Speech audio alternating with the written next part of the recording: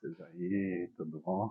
Sejam bem-vindas, boa noite a todas e a todos.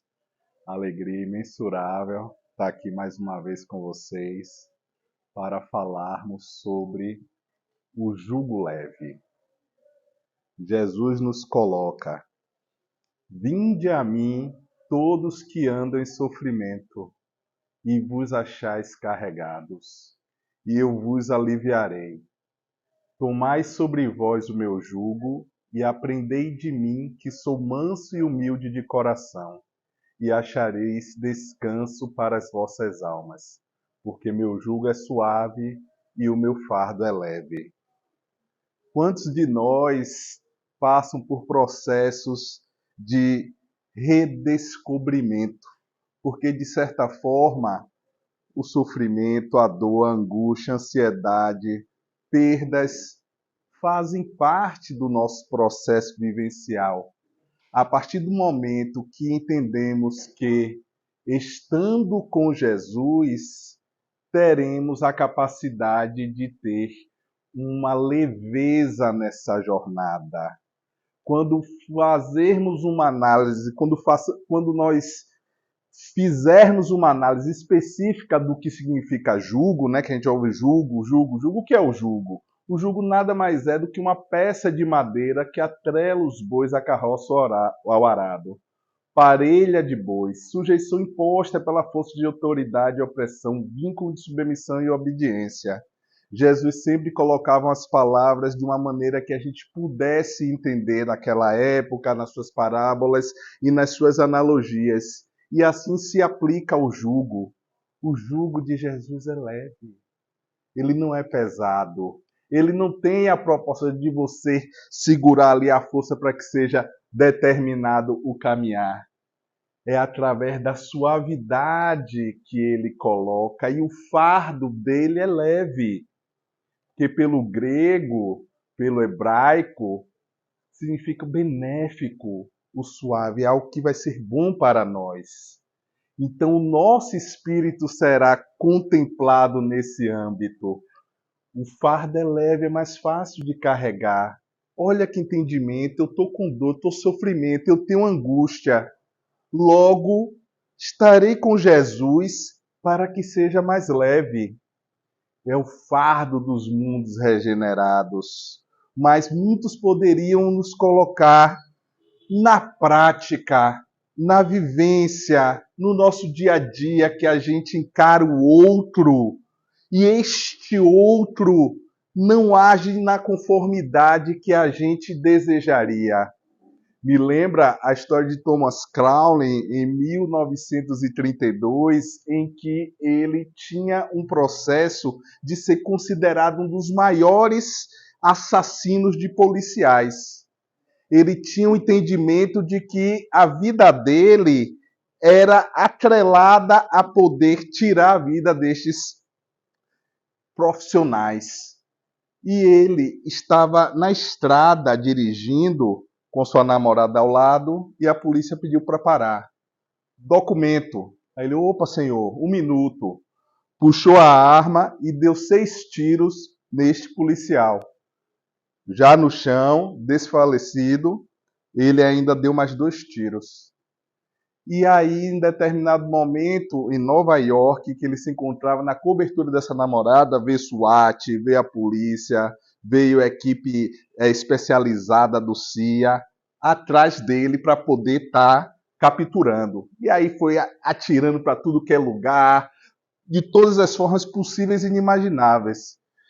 E ele, atrás do sofá, ele, já ferido, tirou do casaco o papel e escreveu: aqui, embaixo deste casaco, há um coração bondoso e sereno que jamais seria capaz de fazer mal a ninguém. Há uma semana atrás, ele tinha realizado o que eu acabei de relatar. E ele foi preso, condenado à cadeira elétrica. No momento de solicitar que ele dissesse as últimas palavras, na hora de sua morte, ele disse: eu estou sendo injustiçado, porque o que eu fiz não foi compreendido pela sociedade. Eu não deveria estar aqui. Qual a conclusão? Imaginem que um assassino declarado, confesso, capturado, comprovado de todas as formas, acha que era inocente. Se formos para os presídios e fizermos uma pesquisa como já foi feita, 80% acham que é injusto o fato de estar ali na prisão máxima, condenados a 20, 30 anos de prisão. Imaginem nós. Imaginem nós. Porque nós somos bonzinhos, não conduzimos a nossa vida de forma equivocada uma vez ou outra, mas isso não conta. Porque o outro é pior, o outro é que faz, o outro, sem esquecer que na casa ou no shopping ou em vários lugares que nós formos, existe um espelho.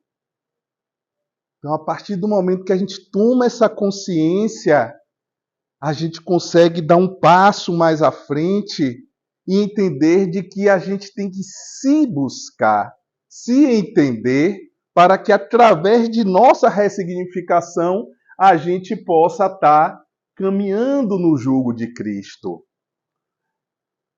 Vinde a mim todos que andam em sofrimento, porque as misérias, as decepções, dores, perdas sempre estarão presentes na vida de todos nós. Seja o rico, seja o pobre, seja o preto, seja o branco, todas as pessoas que estiverem encarnadas na Terra passarão de uma forma ou de outra por esses processos de dores.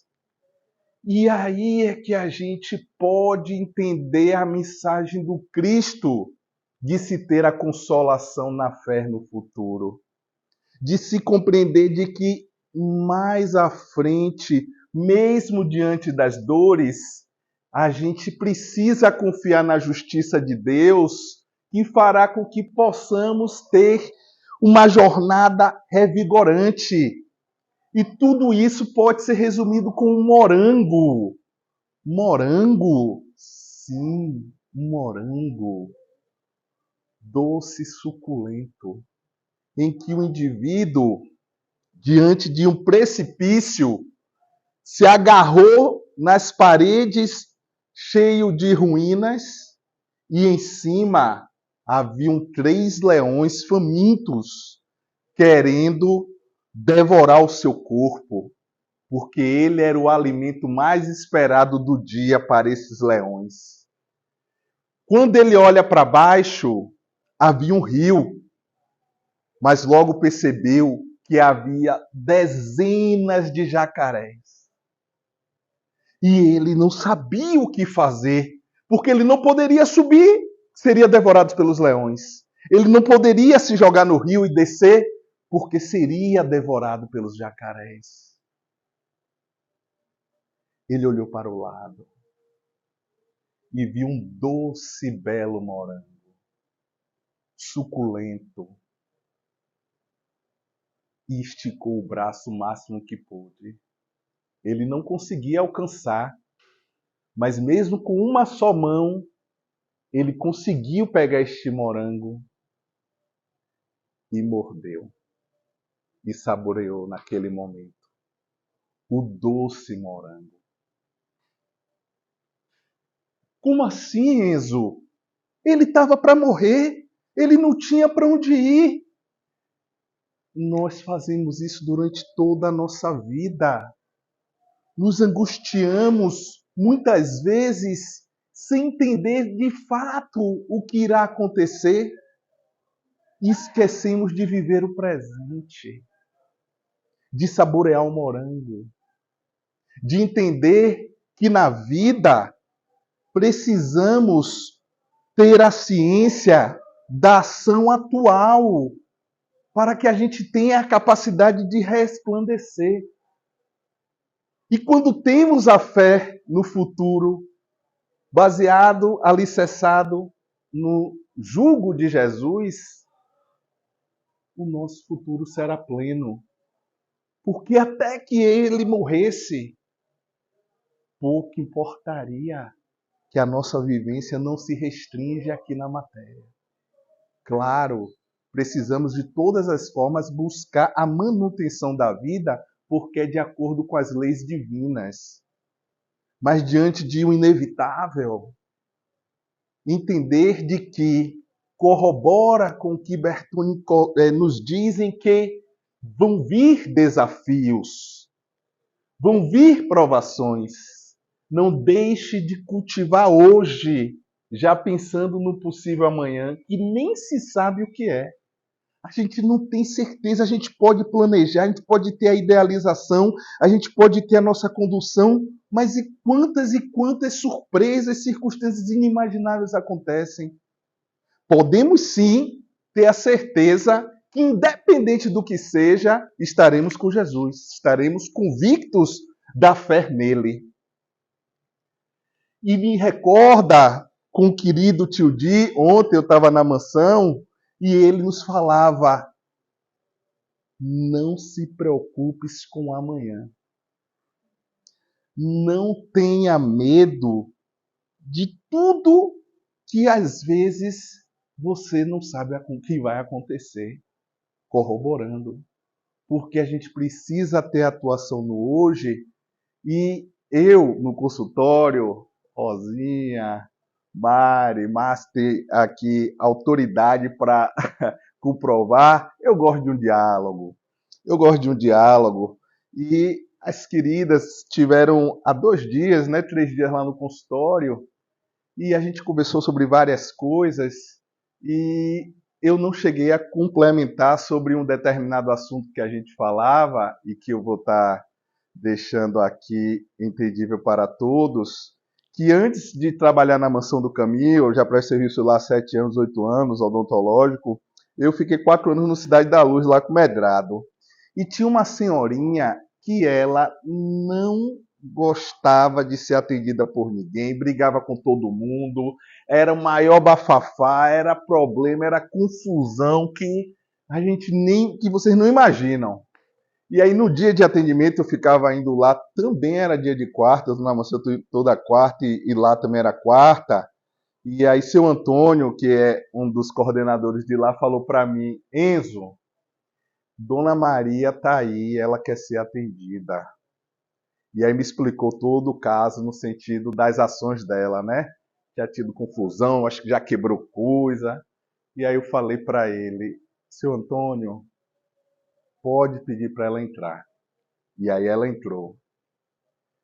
Eu na minha cadeira, ela sentou na minha frente. Antes de sentar, ela começou: por que isso é um absurdo? Por que não sei o que? Que meu dente aqui tá doendo, que não sei o que, que ninguém resolve, porque eu já vi aqui que não sei o que. E lá o atendimento gratuito.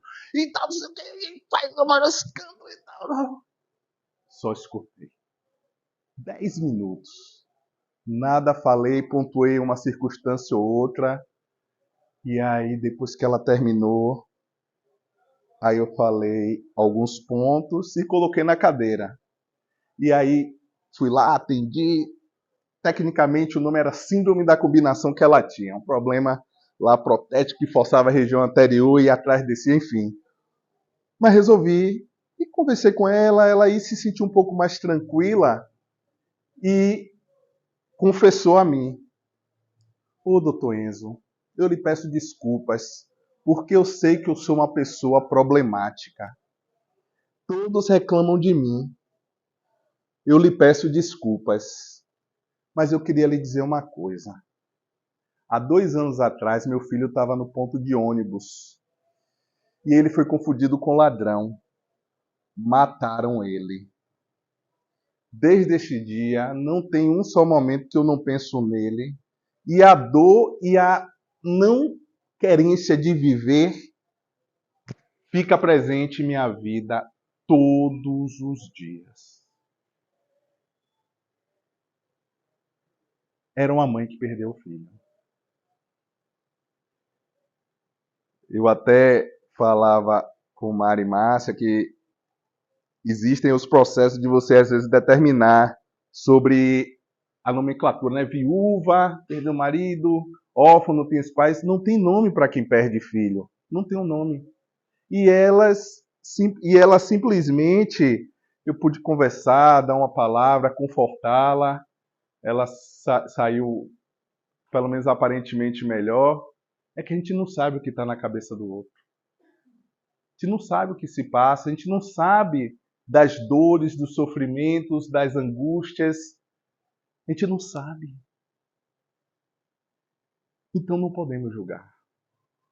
Não podemos apontar. O único que podemos julgar de forma severa, dura, se quiser, somos nós mesmos. Mas o outro não.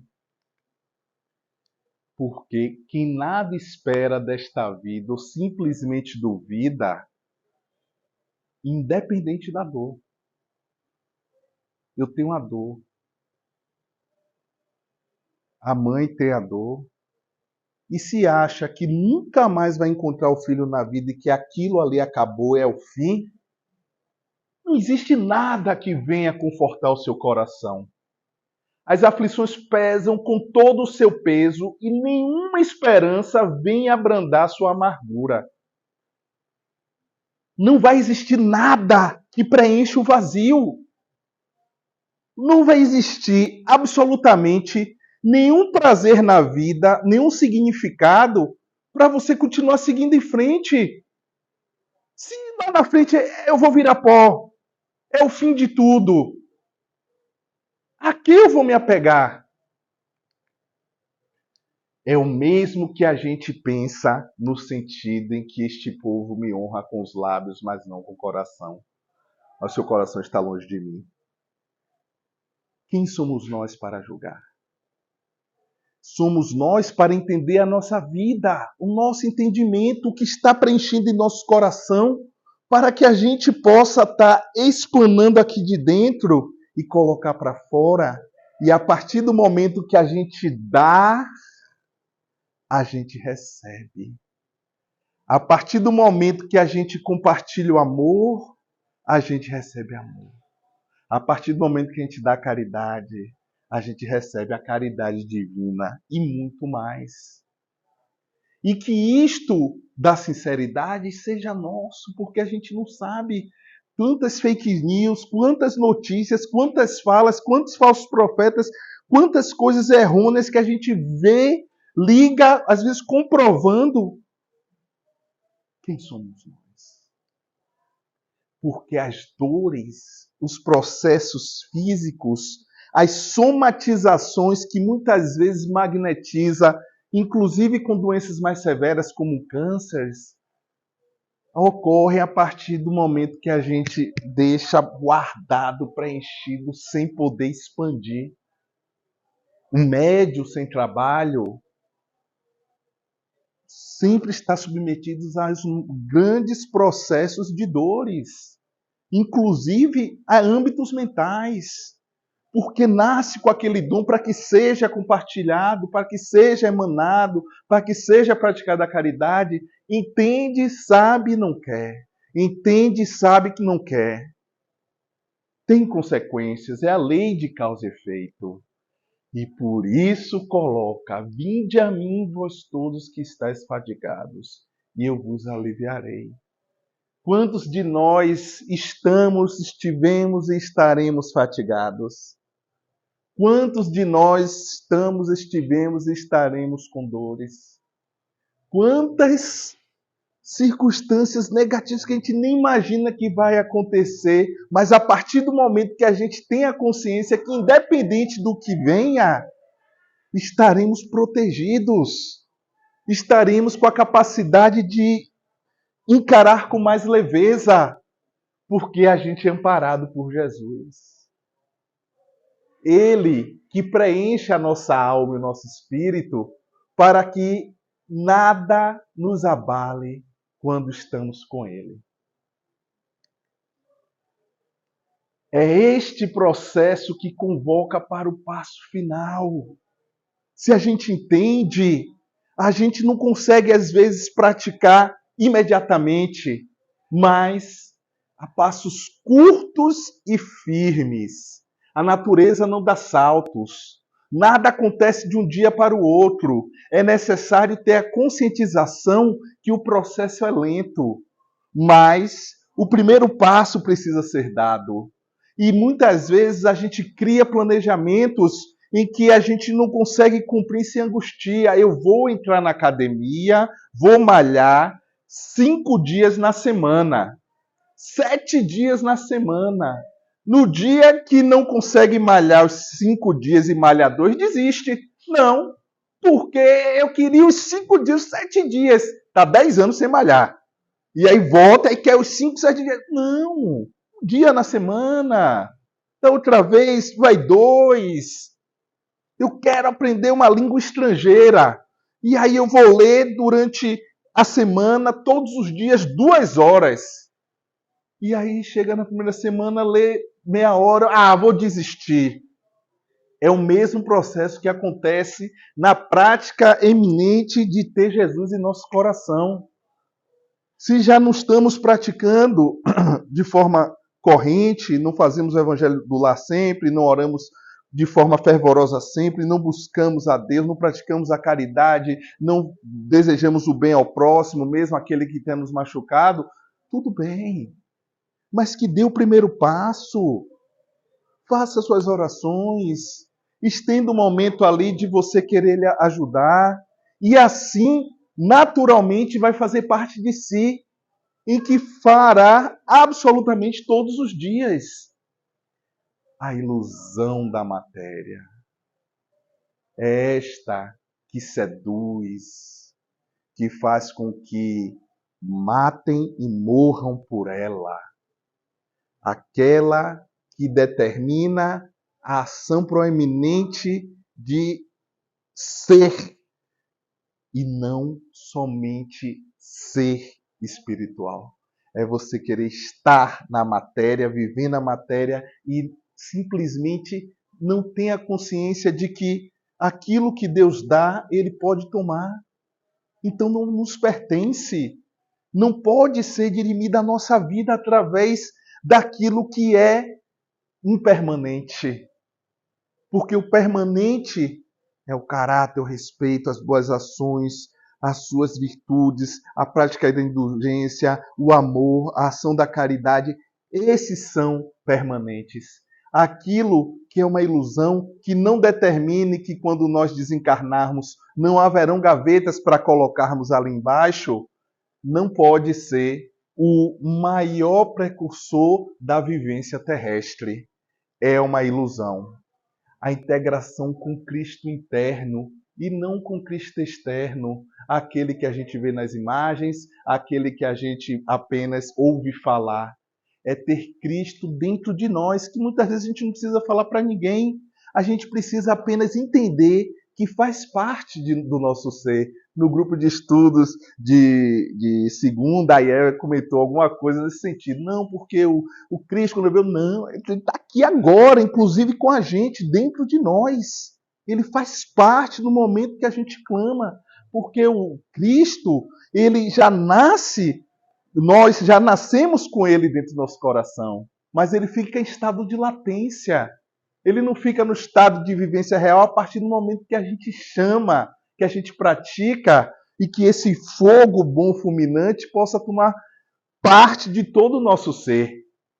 O amor ao Cristo e as tentações do mundo, que absolutamente todos os dias passaremos pelas tentações.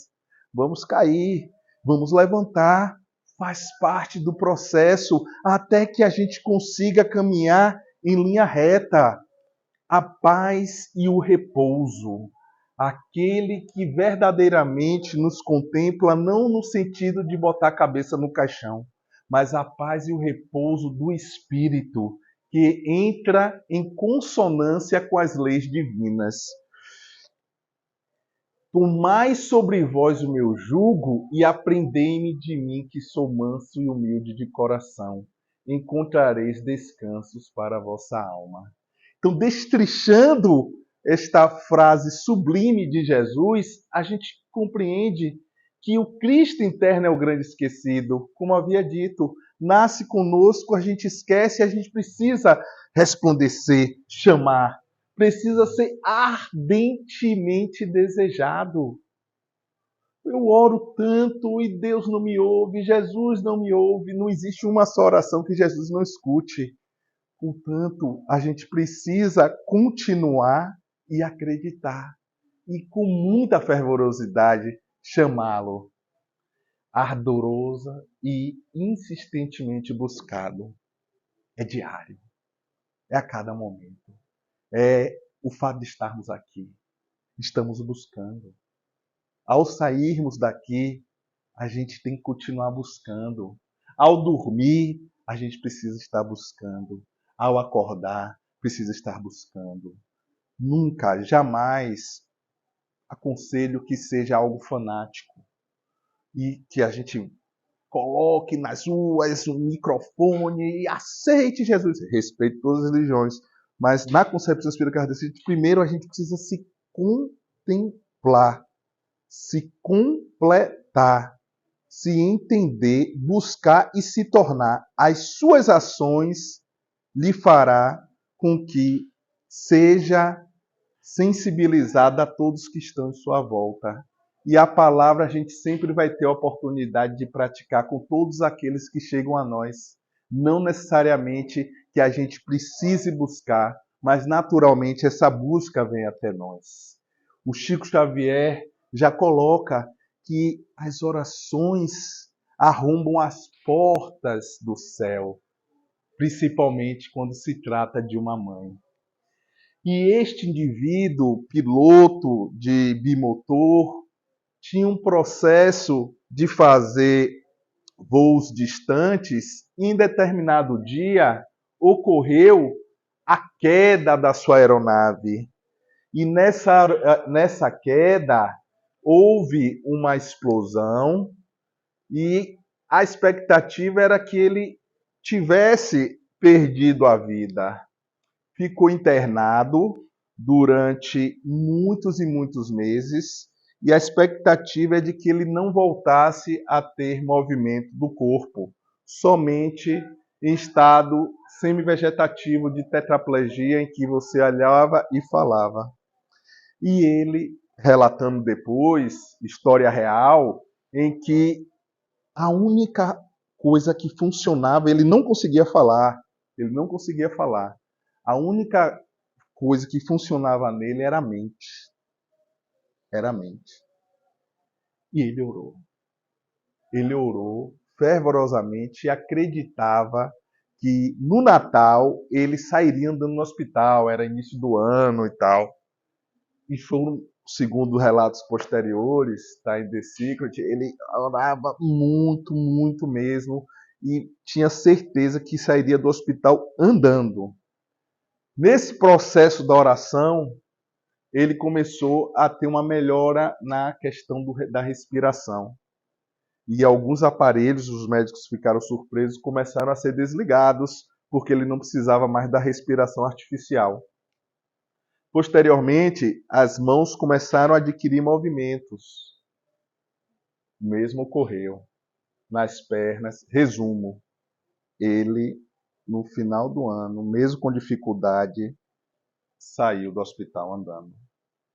E essa história, eu acho que eu estava olhando meus arquivos, acho que uns 3 anos, 4 anos atrás, eu já contei aqui no Estrela Guia.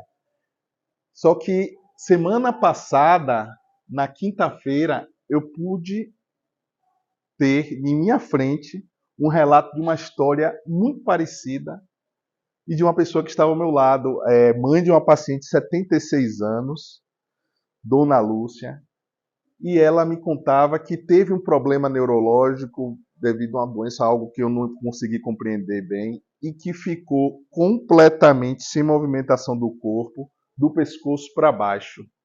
E ela foi dada a informação de que não teria mais movimentação, que ela ia ficar em estado vegetativo.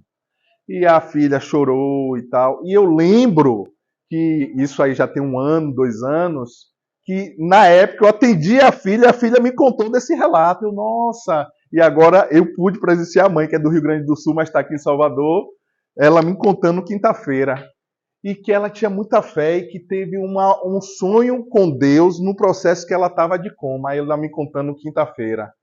Enzo, eu sonhei que quando eu chegava, ele falava para mim: o que é que você está fazendo aqui? Você tem muita coisa ainda a ser feita na terra. E ela voltou. E aí foi aos poucos adquirindo os movimentos, surpreendendo os médicos. Ela saiu do hospital andando depois de muito tempo e a primeira coisa foi ir na casa do irmão. Quando o irmão a viu, começou a chorar. Por quê? Falamos da matéria, não é? Eles tiveram os pais com boas condições e esses desencarnaram. Deixaram herança e ela, junto com ele, ela montou uma loja, comprou 14 carros e colocou ele como gerente. Aí vocês já imaginam, né? Roubou ela totalmente o irmão. Ela ficou sem nada, com dificuldades. Foi um golpe mesmo que ele deu. E aí ficaram por mais de 15, 20, 30 anos sem se falar. E ela teve esse processo de ficar praticamente sem movimentação. E quando saiu do hospital, ela conseguia entender que era algo que ela precisava resgatar.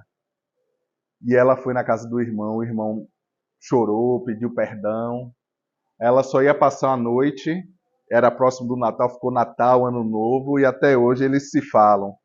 Então, quantos processos, isso já dá uma outra palestra, quantos processos de resgate nós precisamos realizar para a gente se aproximar do Cristo? Porque a gente precisa cumprir as leis divinas para ter o benefício do jugo leve e do fardo suave. A gente precisa ter o entendimento que muitas das coisas que nós sofremos, nós precisamos agradecer. Mas não é pouco, não. É agradecer muito, porque não é acaso. Não é acaso que nós sofremos. Não é acaso que temos dores. Foi feita a regressão para compreender o que nós fizemos em encarnações anteriores para que nessa encarnação possamos passar por certas dores. Foi feito um processo de entendimento, de uma análise vivencial de outras vidas para compreender a necessidade de estar ali naquele conflito com o trem.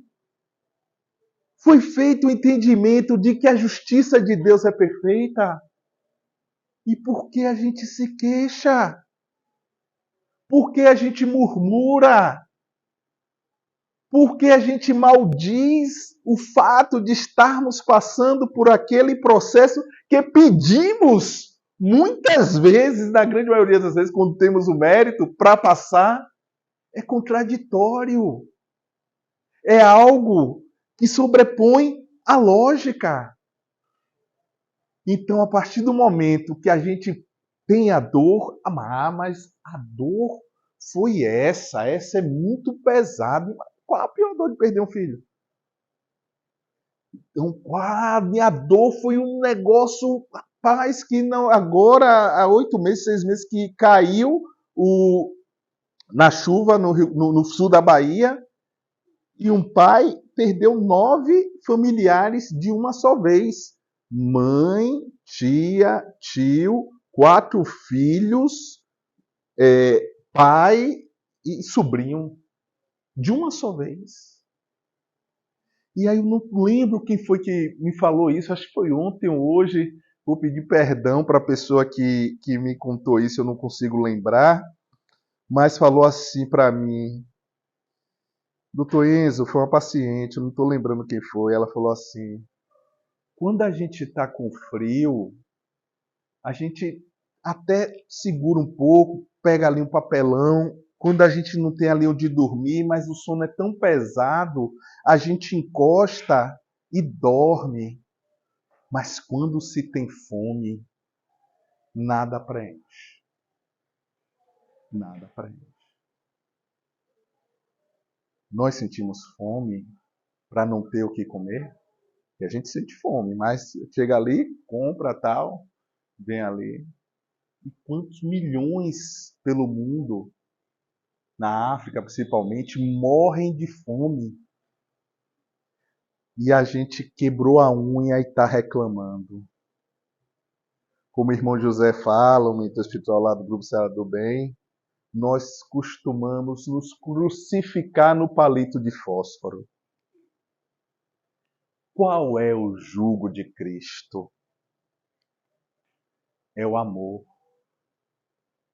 É o amor que preenche o nosso peito, fazendo que possamos estar alimentados com esse sentimento sublime da centelha do amor divino e nos dá forças para estar aonde nós quisermos estar, para fazermos o que nós quisermos fazer, para agir da maneira que nós quisermos agir.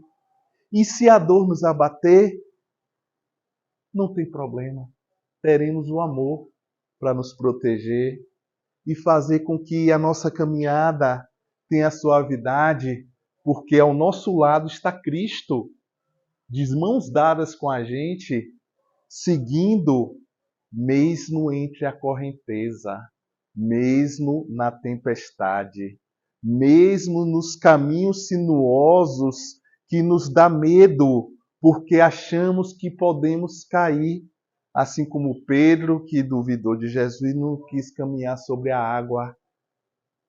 Pelo aprendizado, que possamos agora entender a capacidade que nós temos de fazer, seguir e enfrentar o que quer que seja.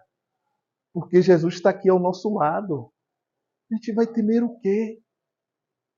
Os espíritos de baixa vibração que tentam nos influenciar e confundir a nossa cabeça para que a gente caia no erro?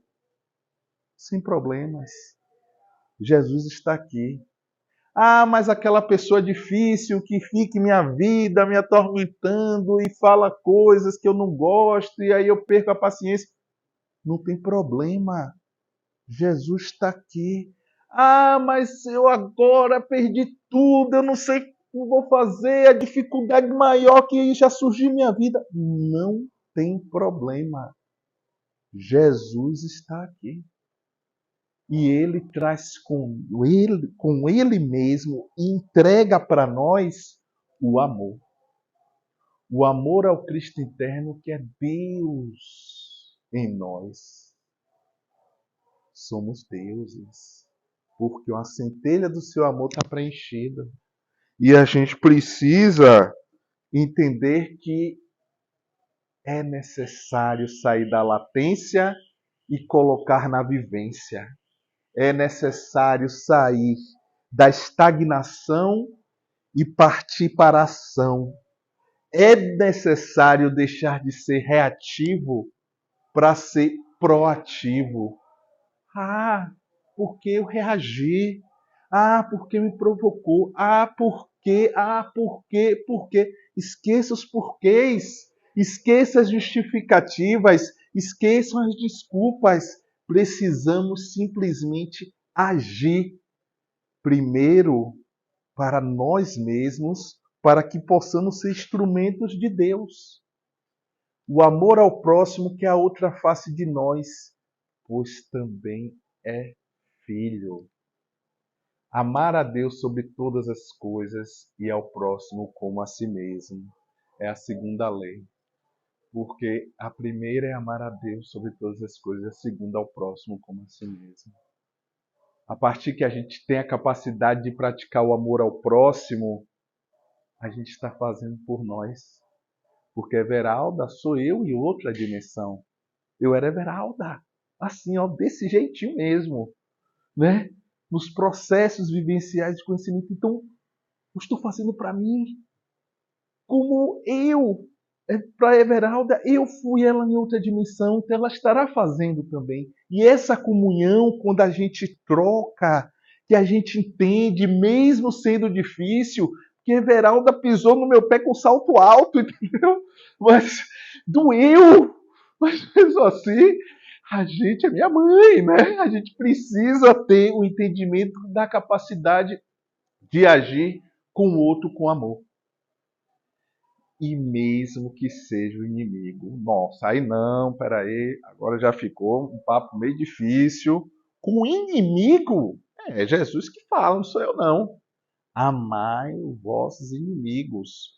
Mas muitas vezes a gente interpreta que o amor que a gente tem que ter para com o inimigo é o mesmo que a gente teria que ter com uma pessoa que a gente tem afeto. Não! Não, porque você virar de costas, ele pode lhe acertar e tirar sua vida.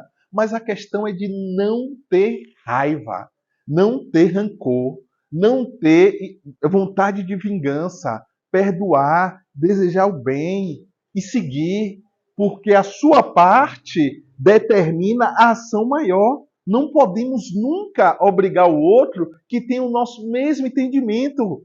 Então, os grandes conflitos da humanidade acontecem exatamente por acharmos que o outro deveria agir da maneira que nós pensamos. Esse é o maior erro. É a maior razão dos conflitos em relacionamentos, em amizades, em âmbito de trabalho, em grupos espíritas, em igrejas, em todos os lugares. Porque eu tenho uma vivência de vida desde a minha infância de uma forma. Rosa tem outra, Márcia tem outra, Mari tem outra, mas todas que têm uma vivência diferente e nos colocam juntos. Como é que eu vou querer que Rosa age igual a mim? Se a experiência de vida dela foi completamente. Ah, não, mas também foi bons modos, beleza, mas não é o mesmo. Então é o retrovisor do carro, que o querido Haroldo Dutra coloca de maneira fantástica. A cosmovisão. Nós estamos dirigindo, olhando pelo retrovisor, não vem ninguém, viramos, e aí aparece o carro e buzina. Você já ia bater em mim. E aí você diz, eu não te vi, você estava no meu ponto cego. E aí de quem é a culpa? Do cara que virou e que não viu, ou do outro que reclamou? E na nossa vida tem diversos pontos cegos, incompreensíveis, que para você que está falando é tão claro como a água cristalina que desce da fonte da Indaiá. Mas para mim é confuso, nebuloso como a água suja do esgoto. Porque as vivências, o entendimento e o enxergar, a visão é completamente diferente. E aí, quando entendemos dessa existência, a gente para de reclamar, a gente para de se queixar, a gente começa a compreender, a gente começa a amar o próximo, mesmo com os defeitos, mesmo com suas peculiaridades, mesmo com suas vivências, mesmo com todos os processos, porque é processo evolutivo. Porque aquele que não acredita que existe a vida após a morte, a gente vai virar inimigo, que acha que a gente que morre e fica lá enterrado no caixão até o dia que Jesus Cristo vai voltar na terra e ter o dia do juízo final, e aí pessoas matam e morrem por causa de religião, de política, de futebol. Não, não é inteligente. A confiança na justiça de Deus. A terra ainda é um lugar em que passaremos por injustiças e dores. Mas Deus é justo e tudo vê, e se confiarmos nisso, deixaremos de lado o fardo do ódio, da mágoa e da vingança. Deus é justo. Deus é justo. Não nos apegar ao ódio, à mágoa e da vingança. Eu não quero viver, eu ando só de cara fechada, eu ando triste, por causa disso, por causa da mágoa. Não, o morango. A gente precisa provar o morango, sentir ali o momento presente e voltar a sorrir. Porque a mágoa é um fardo que quanto mais tempo se guarda, mais se pesa e transforma em câncer. A dor que você guarda, comprovado cientificamente, artigo publicado internacionalmente, algo que tinha ouvido falar de irmão José há 10, 15 anos atrás, numa reunião espírita, agora a ciência comprovou. Mágoa, falta de perdão, angústia, estresse causa câncer, porque somatiza, cria um bolo interno e esse bolo ele vai crescendo no nosso organismo e em determinados lugares desenvolve certos cânceres. Que o sentimento do amor é a base de todas as nossas existências. a amizade, o respeito, a paciência, o perdão. Sentimento da afetividade a chegarmos à plenitude. Para finalizar, colocar essa história de maneira fantástica também, de 3 anos, o querido Sato, ele simplesmente teve um filho em que foi sequestrado, teve o processo de 5 anos de perder a vida. E qualquer pai, qualquer mãe que passa por isso, tem dor inestimável, uma dor que não tem como descrever. Eu fui dar uma palestra no Leopoldo Machado e aí eu recebi uma mensagem de uma mãe que falava exatamente isso para mim. Texto grande, em resumo, ela colocava: "O Enzo, eu não tenho vontade de viver e tentei tirar minha vida porque o meu filho de 18 anos morreu." Aí eu tinha colocado um trechinho, né, sobre o que eu ia falar na palestra e aí tocou ela. Eu pude ali ver que uma mãe que está sofrendo por uma dor que tem nada na vida que possa preencher a não ser Jesus. E difícil a gente dizer isso. É algo que somente ela pode entender. Eu não posso chegar para ela e falar: "Mãe, não tenho como mensurar sua dor", apesar também de, há 1 ano atrás, 2 anos atrás, Silvinha ter perdido, né? A gente perdeu uma bebezinha, estava ainda na grávida, 3 meses. Mas quando você ainda, em teoria, né, quando você já tem ali o veio crescer, que vem um processo todo, então é algo que tem realmente uma dor significativa, que não tem como mensurar, e esse pai conta essa história que eu acho muito legal compartilhar, que a gente pode ampliar para todos os âmbitos de nossa vida. Agora, vereador, eu achei interessante, o senhor fala também em perdão, né? O senhor perdoou os criminosos que mataram seu filho? Como é que foi esse processo? O que eles disseram para o senhor? Como é que isso aconteceu? Na verdade foi o seguinte, porque o perdão foi que me ensinaram a tirar essa mágoa, que eu não estava vivendo mais. Quando a gente perde um filho, vê um filho da gente sendo enterrado, a primeira coisa que vem é o quê? É o ódio. Esse ódio estava cada dia mais me afetando e eu estava quase destruindo minha família também. Aí comecei a participar das palestras, né? Centro Espírita, fui aprender. E aprendi que o espírito não morre, né? O que morre é a matéria. Então, para fazer meu filho ficar feliz também, o que eu fiz? Conversar com o assassino do meu filho e perdoar ele. O que eles disseram para o senhor? Os assassinos? Olha, eles se arrependeram muito, né? Quando você enfrenta frente a frente, né? Olho a olho, na verdade, eles não são homens mesmo, não são gente, né? Eu queria tirar hoje, qual o seu sentimento? Qual o sentimento que o senhor tem hoje, depois de todos esses anos, dessa tua luta, de, como o senhor falou, de ter perdoado, ficado cara a cara com os assassinos do seu filho? Qual a sua sensação hoje? Eu tô realmente livre da vingança, do ódio, né? Antigamente eu não conseguia dormir, a minha vida estava totalmente transformada no mundo da violência.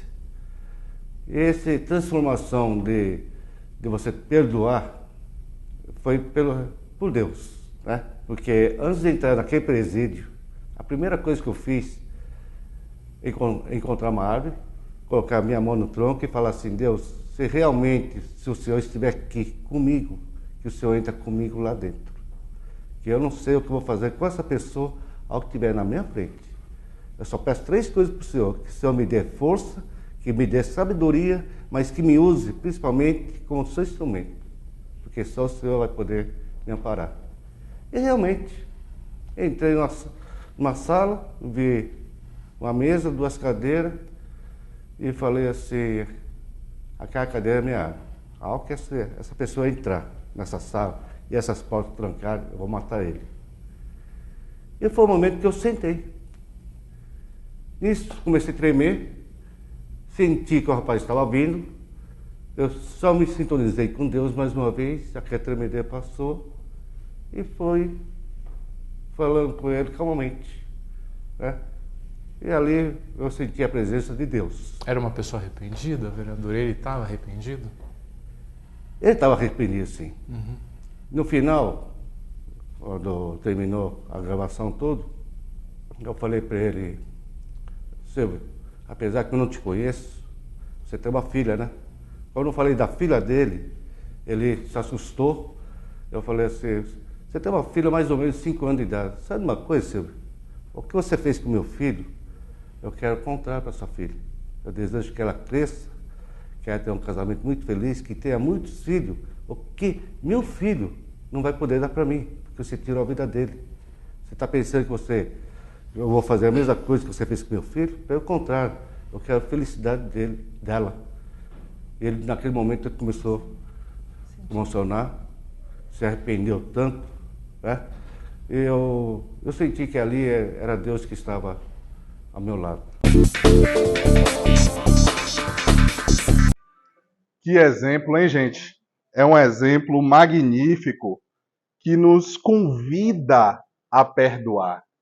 Porque sobre a consolação, mais uma vez, para fixar, teremos dores físicas, decepções, sofrimentos, misérias, perdas de seres amados. A consolação é a fé no futuro, confiança na justiça de Deus. É a condição para assistência e felicidade, entender que a própria lei segue do jugo da ação divina. Pratiquemos a lei e teremos o jugo leve. E essa lei é suave porque é baseada no amor e na caridade. Muito obrigado.